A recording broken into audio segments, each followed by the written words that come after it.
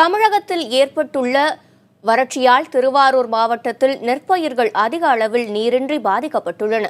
இங்கு 16 விவசாயிகள் உயிரிழந்துள்ள நிலையில் பாதிக்கப்பட்ட கிராமங்களில் கணக்கெடுப்பு பணியை இன்று தொடங்க மாவட்ட ஆட்சியர் உத்தரவிட்டுள்ளார்.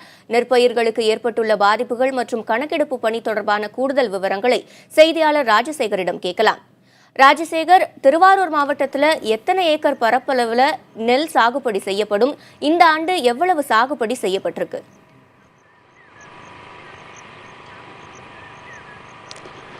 சிவரஞ்சனி, திருவாரூர் மாவட்டத்தை பொறுத்தளவுக்கு டெல்டா மாவட்டங்களிலே அதிக பரப்பளவு விவசாய நிலம் கொண்ட மாவட்டம் இந்த திருவாரூர் மாவட்டம். இன்று இந்த திருவாரூர் மாவட்டத்தை அந்த விவசாய நிலை என்பது மிகப்பெரிய கவலைக்குரிய நிலையாக இருக்கிறது.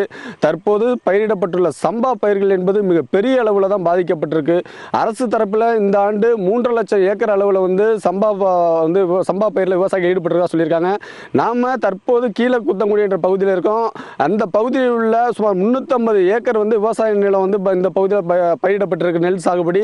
ஆனால் இங்கு உள்ள முழுவதுமாக அந்த பயிர் என்பது கருகி உள்ளது. தற்போது அந்த காட்சிகள் இங்கே நேரடியாகவே பார்க்கலாம்.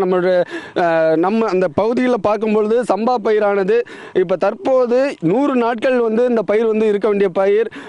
தற்போது இந்த பயிரானது மிகப்பெரிய அளவில் 2 அடி தூரத்தில் வளர்ச்சி அடைய வேண்டிய இந்த பயிரானது மிகவும் குறுகிய இந்த சிறு இடத்திலே அந்த பயிரானது மிகவும் கருகி உள்ளது.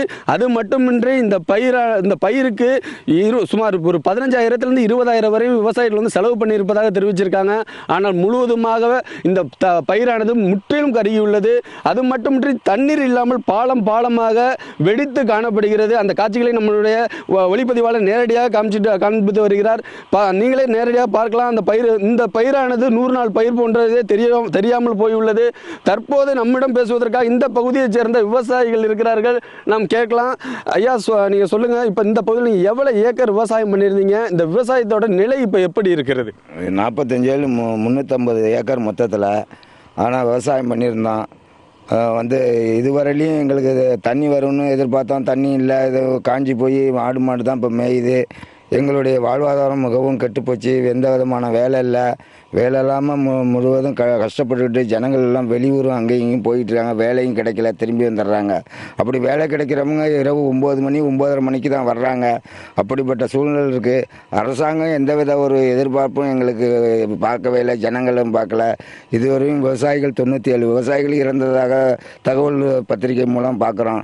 அப்படி இருந்தால் அவங்கள பார்க்கறதுக்கு கூட விவசாயிகள் அதிகாரிகள் யாரும் வர்றதில்லை. இப்போ மேலும் ஒரு விவசாயி ராமூர்த்தி இருக்காங்க, கேட்கலாம். தற்போது இந்த மாவட்ட ஆட்சியர் இந்த அரசு அதிகாரிகள், வேளாண் துறை அதிகாரிகள் இந்த பயிர் பாதிக்கப்பட்ட பகுதியில் ஆய்வு செய்வதாக சொல்லியிருக்காங்க. அவங்கள்ட்ட நீங்கள் என்ன மாதிரியான கோரிக்கைகளை அவங்கள்ட்ட முன்வைக்க இருக்கிறீங்க? பொதுவாக நாங்கள் ஏகப்பட்ட ரூபா கடன் வாங்கி இந்த சாகுபடி செஞ்சுருக்கோம். பல வகையிலையும் கூட்டுறவு சங்கங்களில் சரியானபடி கடன் கிடைக்காததுனால பாத்திரம் பண்டங்கள் நகைகள் எல்லாம் அடகு வச்சு ரொம்பவும் கஷ்டப்பட்டு இதில் முதலீடு பண்ணி இதிலேருந்து 1 ரூபா கூட திரும்ப எடுக்க முடியாத நிலைமையில் அரசாங்கம் குறைந்தபட்சம் ஒரு ஏக்கருக்கு 25,000 ரூபா ரொக்கமாக நிவாரணம் கொடுக்கணும்.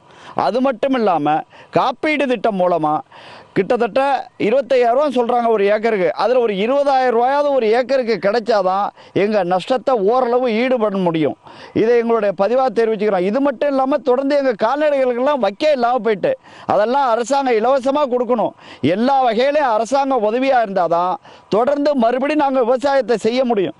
இல்லாட்டினா மொத்தமாக தற்கொலை செஞ்சுக்கிறத தவிர வேறு வழி இல்லை. இப்போ தமிழக முதல்வர் அவர்கள் நம்ம விவசாயத்திற்கு இந்த நிவாரணங்கள், இப்போ பயிர் பாதிப்புலாம் குறித்து ஆய்வு செய்ய இருக்கிறோம். அது மட்டும் இல்லாமல் பயிர் பாதிப்புக்கு 25,000 ஏக்கருக்கு தரதாக சொல்லியிருக்காங்க. இவர் அறிவித்ததை எப்படி நீங்கள் நினைக்கிறீங்க? அது மட்டும் இல்லாமல் வரக்கூடிய அதிகாரிகள்கிட்ட வேறு என்னென்ன மாதிரியான கோரிக்கைகள் நீங்கள் முன்வைக்க இருக்கிறீங்க? பொதுவாக இந்த மாதிரி நிறைய அறிவிப்புகள் முதலமைச்சர் விடுவாங்க, அரசுகள்லாம் விடும். ஆனால் இந்த ஆய்வுகள்லாம் எப்படி இருக்குன்னு எங்களுக்கு விவசாயிகளுக்கு தெரியும். ஏன்னா எந்த ஆய்வுகளும் முழுமையாக முடியறதில்லை. முடிஞ்ச அந்த நிவாரணமும் விவசாயிகளுக்கு சேரதில்லை. இப்போ முதலமைச்சராக அவங்க அறிவிச்சிருக்கிறாங்க கிட்டத்தட்ட ஒரு இழப்பீடு 25,000 ரூபா கிட்டத்தட்ட கிடைக்குன்னு. இது கிடைக்குமா, முழுமையாக ஆய்வு செய்யப்பட்டிருக்கா அப்படின்னு பார்த்தீங்கன்னா இன்றைக்கி இன்சூரன்ஸ் இடத்துல பெரிய குழப்பமான சூழல்லாம் வச்சுருக்கிறாங்க.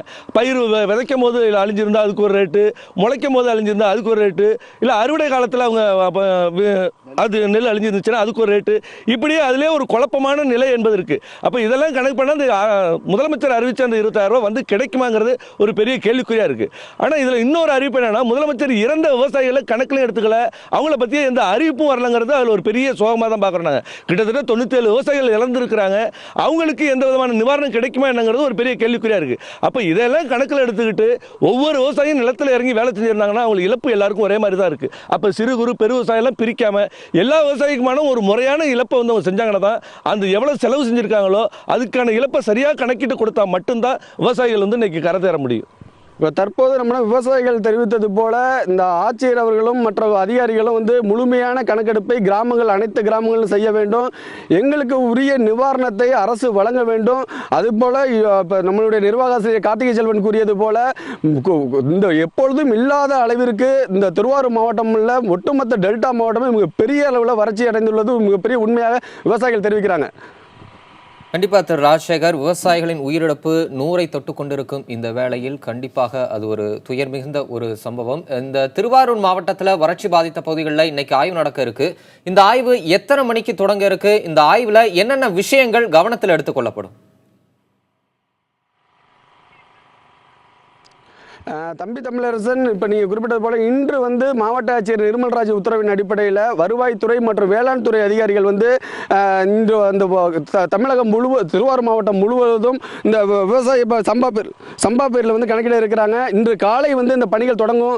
அதில் வந்து வேளாண் துறை அதிகாரிகள் மட்டும் இல்லாத வருவாய்த்துறை அதிகாரிகளும் விஏஓக்கள் வந்து அனைவரும் வந்து இந்த அனைத்து கிராமங்களிலும் இன்று வந்து காலை முதல் தொடர்ந்து அந்த பயிர் பாதிப்பு உள்ள கணக்கீடு பணிகள் வந்து தொடர்ந்து நடைபெறும் எனவும் அரசு அதிகாரி மூலம் தெரிவிக்கப்பட்டுள்ளது. தம்பி தமிழரசன்.